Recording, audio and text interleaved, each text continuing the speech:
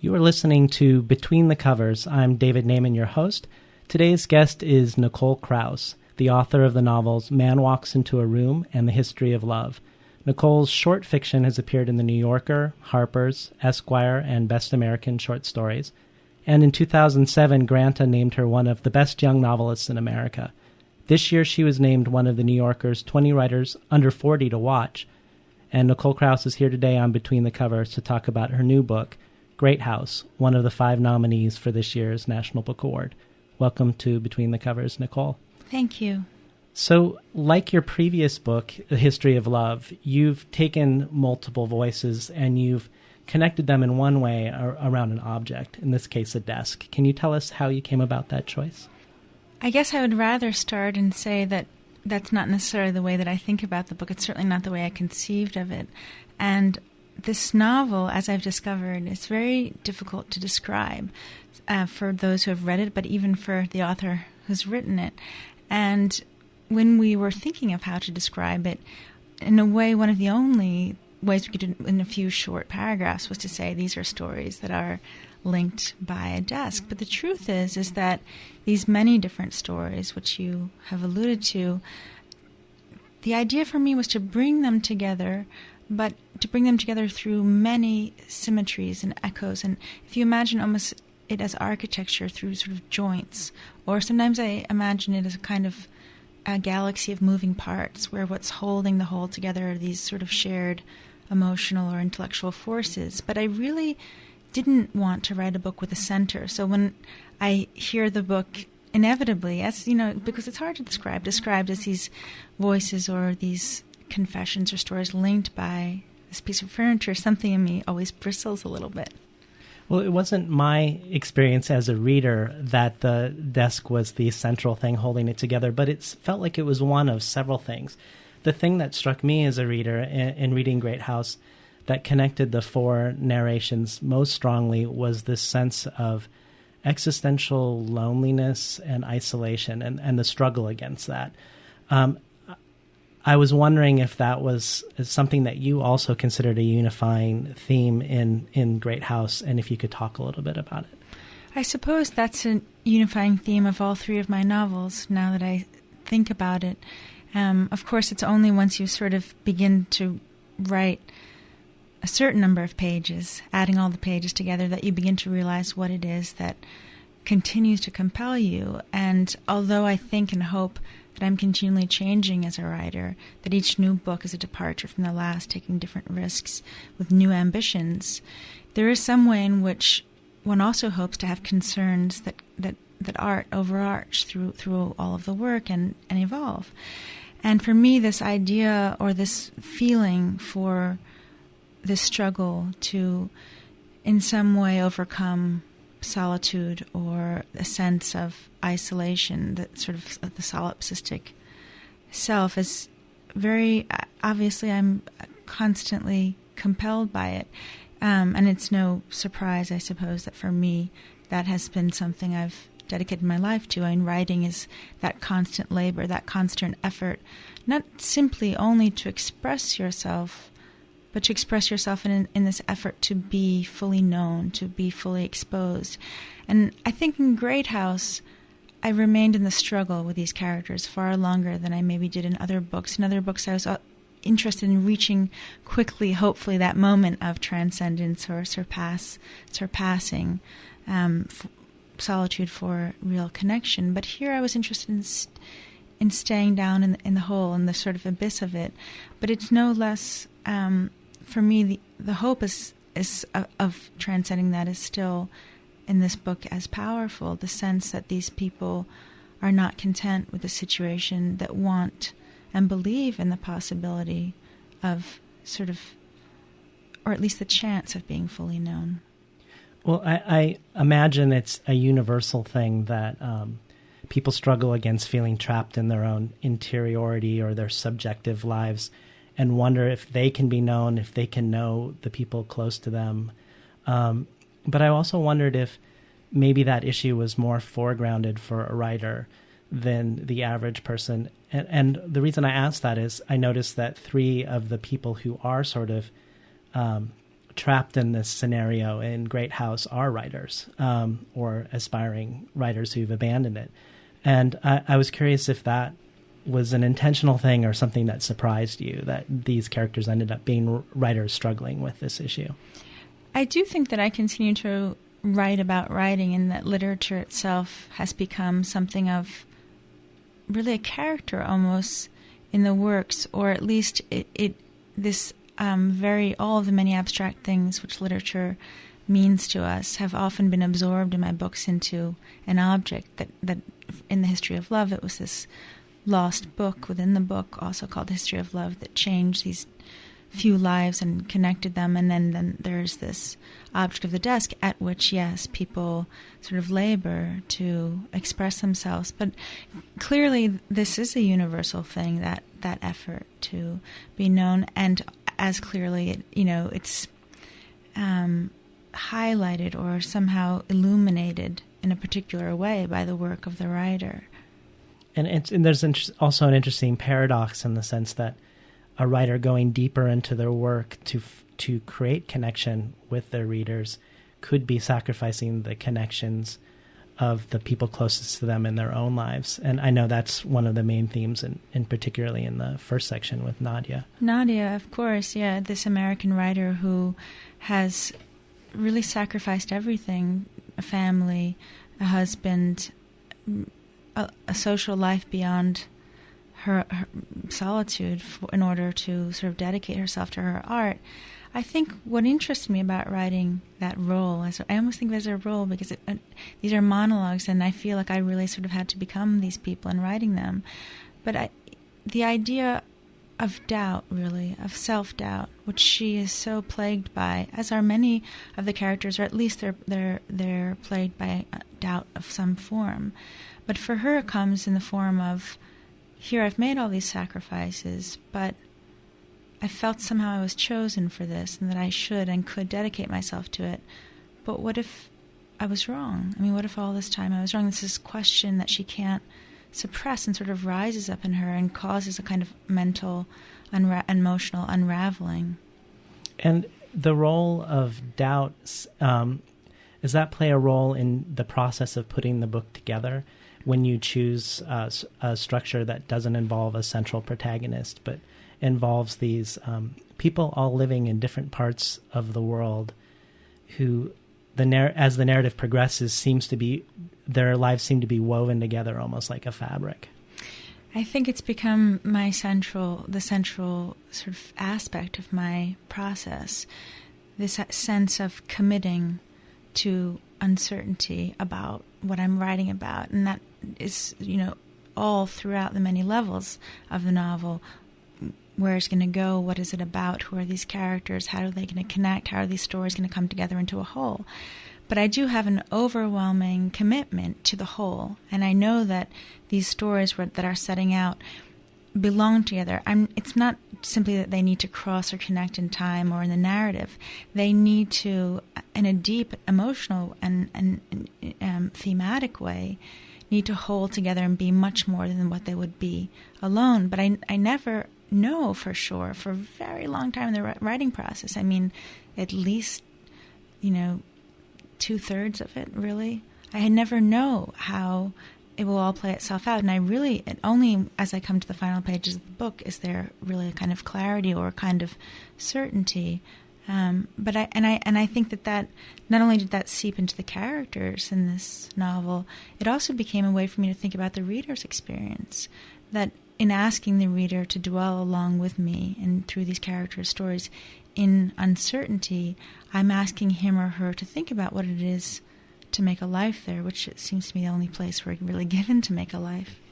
And it's very interesting counterbalance to this sense with the characters struggling with their connection or lack of connection, and at the same time as the novel progresses, finding that their lives, whether they want them to be or not, are woven and linked to other characters, giving the reader a sense of a wholeness to life and a richness to life, even if each individual character is struggling to find a way to connect into it, subjectively speaking.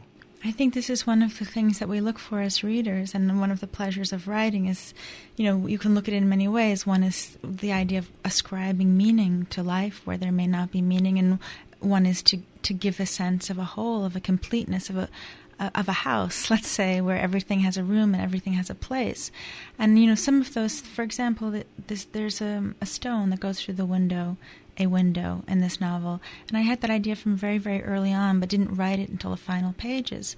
But the idea to me was, here's this stone that's thrown through a window in Budapest in 1944, the window of a family's house, a Jewish family, and the Gestapo are about to arrest this family, and their lives are going to explode forever, will never be the same. So as the stone goes through the window, where does it land? Because that one life, which it ends and another begins. So that stone, instead of writing that for a long time, that riddle, the stone kept dropping in different places in the book. It goes through different windows, really. And so this idea of, what are the repercussions of historical tragedy or personal trauma? How do they sort of play themselves out? But that stone moving and crashing through windows connects the book, connects these parts in some way that, as a reader, you're aware of. And there are no such stones in life. But of course, that's what we love about art, about literature. You're listening to Between the Covers. I'm David Naimon, your host, and today's guest is Nicole Krauss, the author of Great House. Well, let's continue the discussion of the house metaphor. You have a character who is trying to reassemble a house or a room in a house from memory. And I was wondering if that idea was also a process that a writer goes through in assembling a book, or whether that's not a true metaphor for you when you're putting together a book like Great House. As in, do I think of the novel as assembling a kind of room? Like a sense of searching through one's memory, like the character who's looking for the pieces to bring back his father's room before the Holocaust. And I was struck by that, and the idea of the Great House being both a physical house and being an exploration of one's own mind.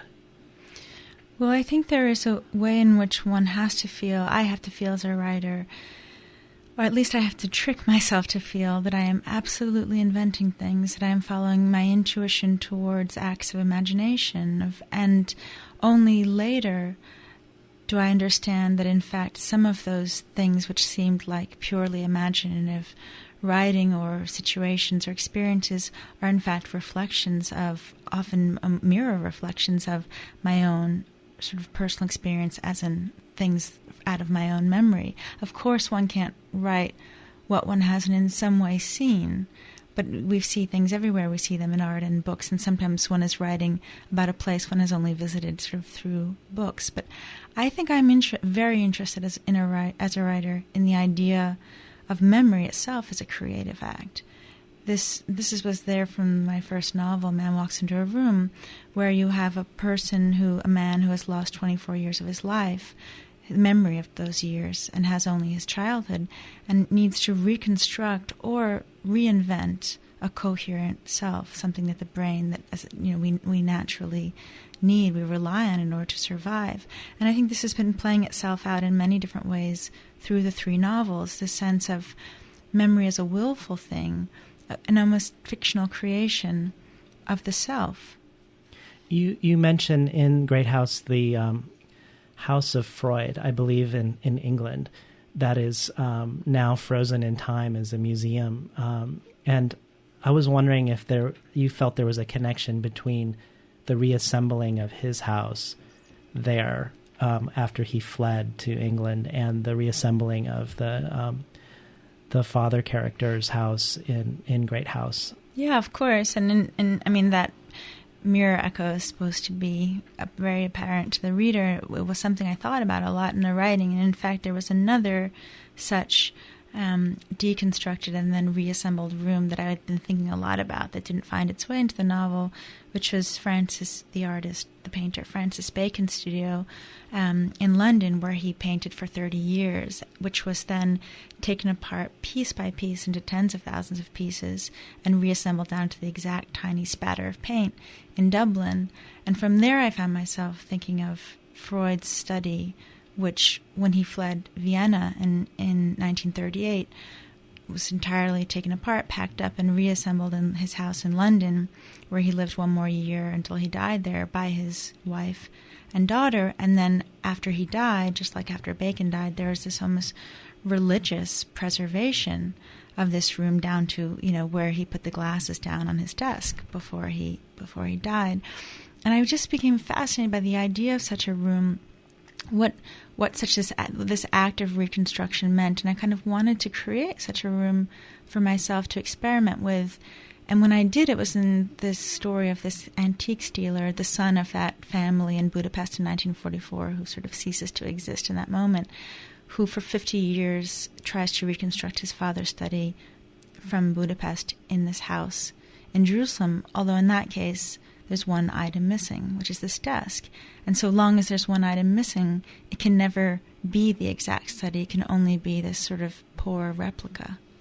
Well, now that we're back to the desk, I know you bristle at the idea of it as a central metaphor, but you do talk about, when talking about Great House, the idea of inheritance and the burdens that are entailed with inheriting something.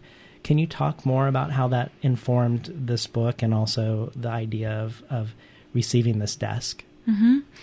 Well, I had written this short story. I thought it was a short story. That's what I published it as. I thought it was finished.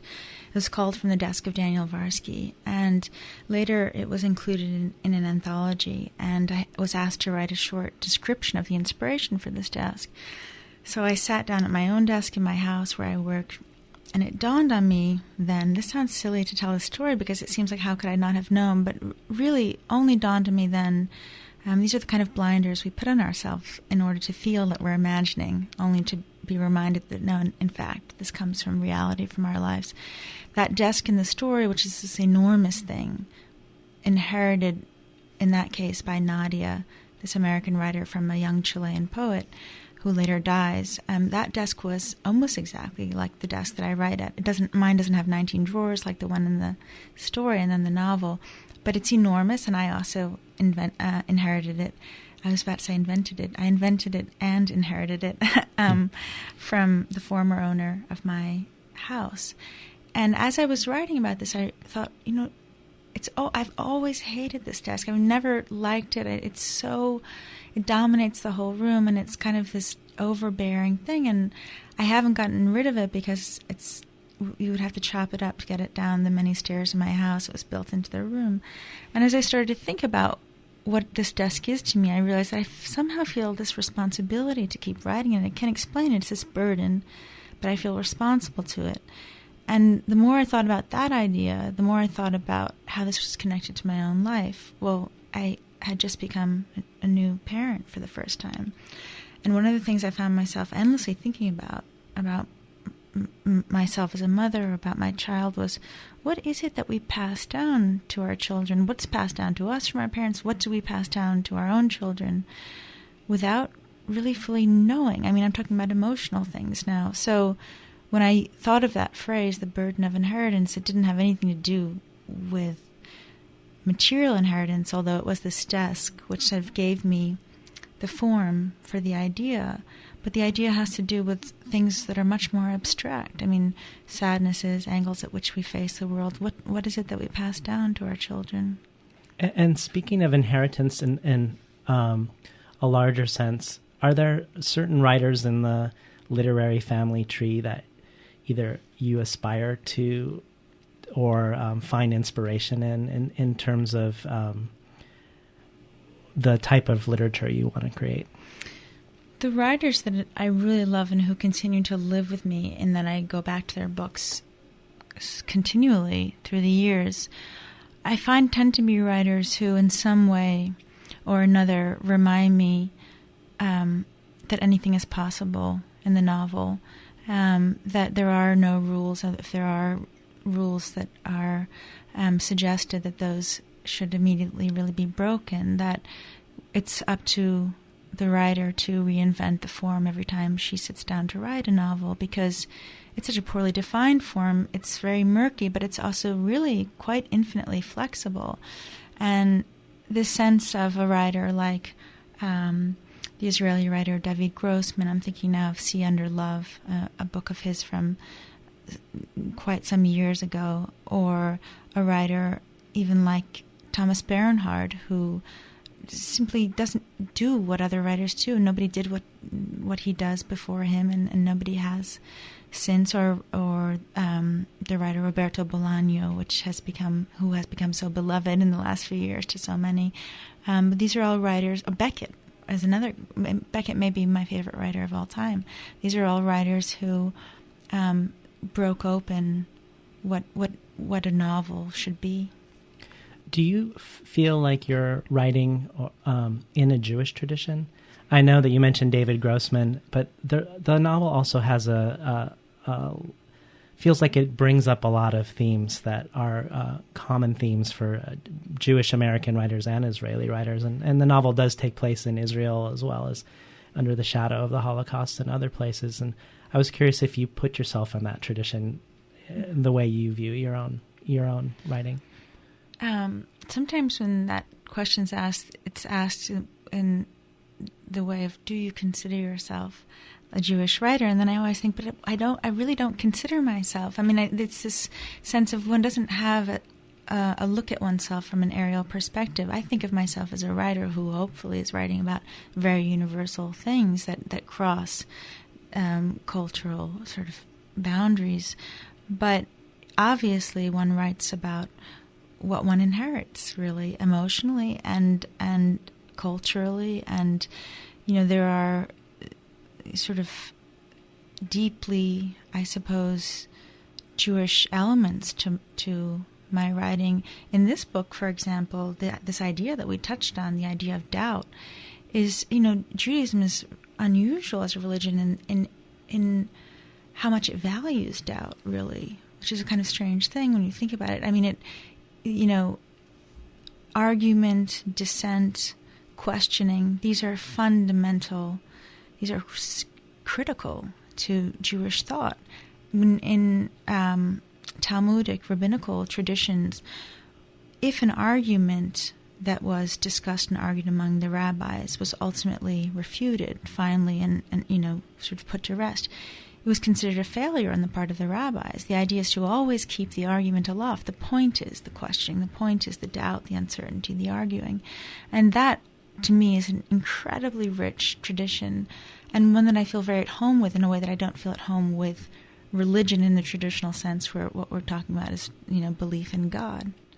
What's interesting also, I think, in Hebrew interpretation, the most literal form of interpretation is considered the lowest form. And so the idea that there are multiple layers, similar to your book, that has all of these narratives that are layered on top of each other and interwoven amongst each other. It's very interesting. I love to think that. That's nice. And also the idea of the Great House goes back to a Jewish school that you reference in the book. Could you talk briefly about that? Yes. This was a story that I came across. I had known the story and many years ago and hadn't thought about it writing this book. And then I came across it again before I had a title for the novel. And I had been aware that there are many houses and about this metaphor of the house as the mind. And there are all these rooms. And yet I hadn't thought of a title with house in it yet. And the story is that there was a great Jewish sage called Ben Zakkai who lived in Jerusalem in the 1st century AD when the Romans besieged it. And he had this school called Great House. And he managed to get out of that city through a very tricky way. And he was allowed to go to Yavne, which is a small nothing place, and start a new school. And it was there in Yavne that he heard the news that Jerusalem had finally fallen and the temple had been burned. So he was faced with this enormous question of, what is a Jew without Jerusalem? Because until that time, the whole notion of Judaism depended on this external place. It was a national idea, and it depended on the temple. All the practices did. So he had to, there's this question of sort of like radical reinvention of a self, or in this case of a people, because the idea became, well, let's replace sacrifice at the temple with prayer, which is portable, and we'll take something that was external and we'll bring it within. We'll make it internal so that it can survive the diaspora, so that we can go anywhere. So this sort of moment in Jewish history is, to me, one of the most beautiful moments. It's also the moment we have to thank for the survival of Judaism. Well, it's been a pleasure having you on Between the Covers today, Nicole. Thank you so much. We were talking today with Nicole Krauss, the author of Great House. You've been listening to Between the Covers, and I'm David Naimon, your host.